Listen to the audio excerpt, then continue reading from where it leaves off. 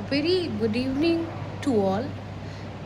Mainly मेरा ये video बनाने का ये मकसद है कि बिहार में जो भी हमारे देश में इंडिया में जो भी क्वेश्चंस पेपर लीक हो रहे हैं या एनटीए के जो नए नए मामले आ रहे हैं, अभी एनटीए ने रिसेंटली एक रिकंडक्ट एग्ज़ाम्स कराने की बात की है, जिसमें कि मेनली उसने 3 पेपर की बात की है, सोशियोलॉजी, कॉमर्स और English.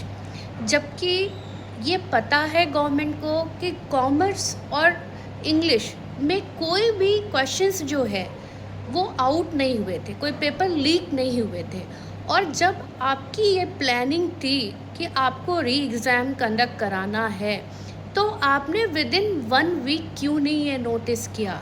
And why are playing with students? आप स्टूडेंट्स के साथ कैसा गेम खेल रहे हो? ठीक है। और जितने भी पीएचडी होल्डर्स हैं, working as assistant professor, but बहुत ऐसे लोग भी जो हैं वो नेट जेआरएफ नहीं हैं, they are not NET, but still they are fighting for NET because there is a 5 marks of NET certificate. आज हमारे प्रोफेशन में एज नहीं है। क्यों नहीं है? एज की एक लिमिटेशन जो है वो ज़्यादा है। क्यों है?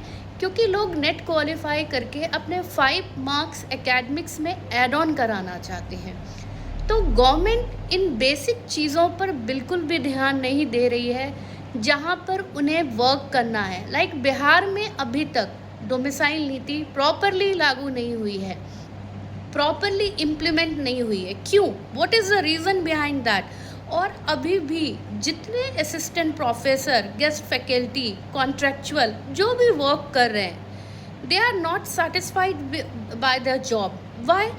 बिकॉज आपको पता है कि हमारा 11 मंथ्स का कॉन्ट्रैक्ट होता है और फिर 11 मंथ्स के बाद रिन्यू होता है, और रिन्यू में भी बहुत तरह की प्रॉब्लम्स आती हैं। अलग अलग यूनिवर्सिटी में बहुत तरह की प्रॉब्लम्स का सामना करना पड़ रहा है।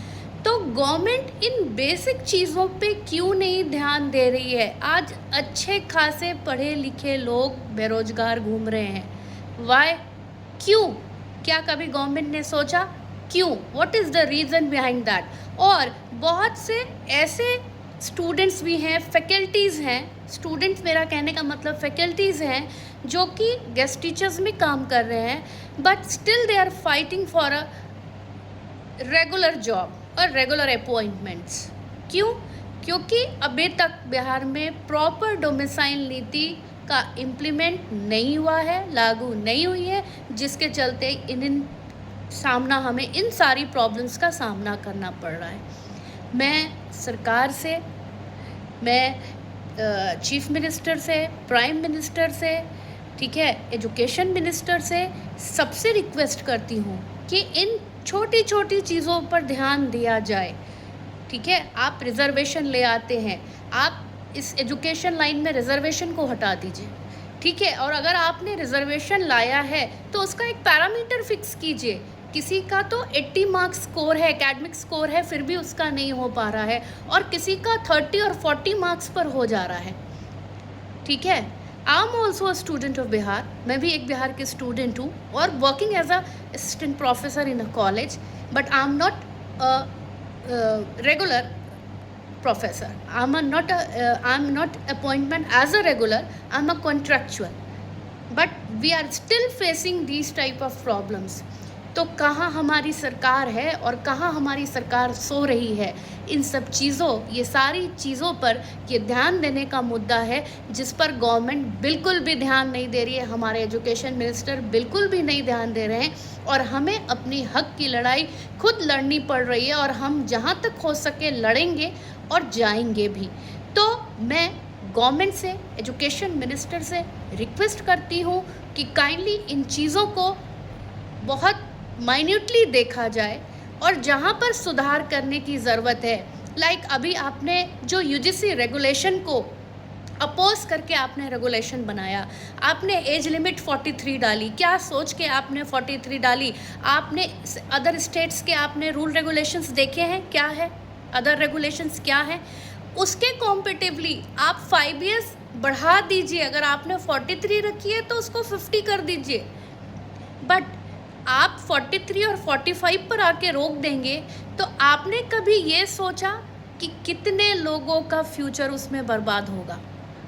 ठीक है, क्योंकि काफ़ी टाइम से सारे लोग कॉन्ट्रेक्चुअल पे काम कर रहे हैं और बिहार में कोई भी न्यू वैकेंसीज नहीं आई है for the appointment of lecturers. ठीक है, I am not talking about +2 schools, I am talking about the appointment of assistant professor, associate professors and professors. आपने जिनके फेक एक्सपीरियंस थे उनको रखा, जिसके पास एक्सपीरियंस ही नहीं है उनके एकेडमिक स्कोर कम हो जा रहे हैं। ठीक है, तो आप इन सारी चीज़ों को, छोटी छोटी चीज़ों को ध्यान में रखिए। ठीक है, I am also student of general category, but I am still fighting for a permanent job, और जिसके लिए मुझे आवाज़ अगर उठानी पड़ी तो मैं education minister, chief minister, prime minister, जहाँ तक जाना हुआ जाऊँगी। ठीक है, काइंडली वीडियो अच्छा लगा हो तो सपोर्ट कीजिए मुझे, like, share and subscribe my channel. Thanks for watching.